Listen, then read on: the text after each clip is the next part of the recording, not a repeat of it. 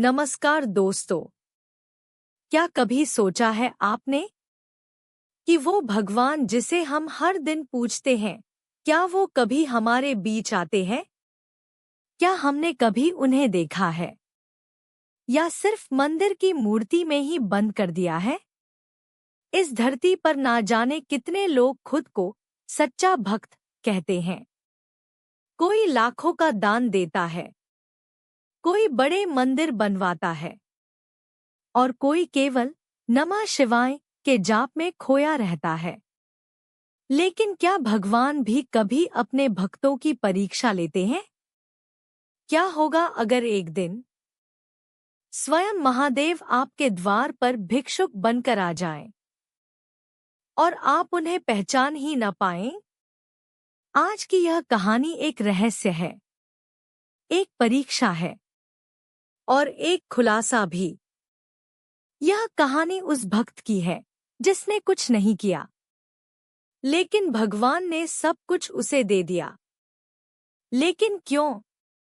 आखिर उसमें ऐसा क्या था जो मंदिरों के सेठों, रोज के पूजा करने वालों से अलग था?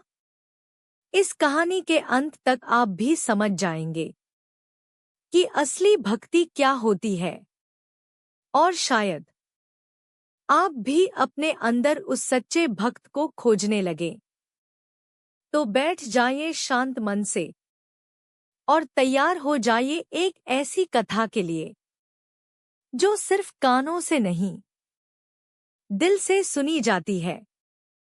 तो दोस्तों, आइए कहानी शुरू करते हैं। एक समय की बात है, हिमालय के एक गुप्त गांव में देवपुरी नाम का एक छोटा सा स्थान था।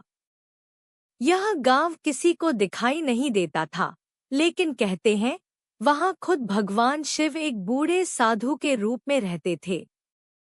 गांव वालों को ये नहीं पता था कि जिनके चरणों में वो रोज माथा टेकते हैं, वही स्वयं महादेव हैं। इस गांव में 3 ऐसे लोग रहते थे जो खुद को भोलेनाथ का सबसे बड़ा भक्त मानते थे। पहले भक्त थे वीरभान। वीरभान एक धनवान सेठ थे जिसने मंदिर बनवाया था और हर सोमवार को 1000 बेलपत्र चढ़ाता था। दूसरी भक्त थी गौरी। गौरी एक विधवा महिला थी जो रोज शिव को एक रोटी और गंगाजल अर्पण करती थी। तीसरा भक्त था नंदू।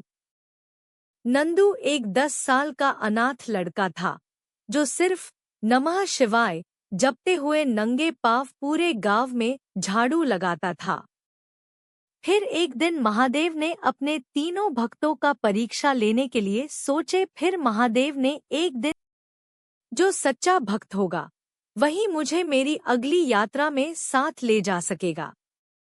लेकिन पहले करनी होगी एक परीक्षा। परीक्षा के 3 चरण थे। पहले चरण में सेवा की परीक्षा थी। तीनों को एक लाचार बूढ़े को एक रात अपने घर में रखने को कहा गया। वीरभान ने कहा, मेरे घर में जगह नहीं, मंदिर में रुक जा। गौरी ने अपने फटे बिस्तर पर जगह दी, खुद जमीन पर सोई। नंदू ने बूढ़े को कंधों पर उठाकर खुद की झोपड़ी में ले गया और खुद भूखा रहकर उसे खाना खिलाया। दूसरे चरण में क्रोध की परीक्षा थी। साधु ने जानबूझकर सभी के पूजा स्थान को गंदा कर दिया। वीरभान आग बबूला हो गया और साधु को भगा दिया। गौरी रो पड़ी लेकिन चुप रही। नंदू ने कहा, शायद शिवजी खुद आए हैं परीक्षा लेने, सफाई कर देता हूँ बाबा। तीसरा चरण है त्याग की परीक्षा। साधु ने कहा, तुम्हारा सबसे प्यारा सामान मुझे दान में दो। वीरभान ने एक सोने की मूर्ति दी। गौरी ने अपनी दिवंगत पति की तस्वीर जो शिव मंदिर में रखी थी, वो दी। नंदू ने अपने पास रखा एकमात्र लकड़ी का शिवलिंग दिया, जिसे उसने खुद बनाया था। फिर प्रकट हुए स्वयं भगवान भोलेनाथ। जैसे ही नंदू ने वो लकड़ी का शिवलिंग दिया, साधु मुस्कराए और तेज प्रकाश में भगवान शिव प्रकट हो गए। गांव वाले दंग रह गए। भगवान शिव ने कहा, भक्ति मंदिरों में नहीं, मन में होती है। नंदू, तुम सच्चे भक्त हो। आज से ये गांव शिवनंदपुर कहलाएगा। तो दोस्तों, हमें इस कहानी से यह संदेश मिलता है कि भक्ति में न धन चाहिए, न बड़ी पूजा, बस निस्वार्थ सेवा, त्याग और प्रेम चाहिए।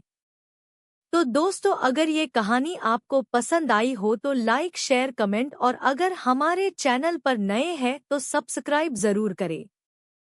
धन्यवाद।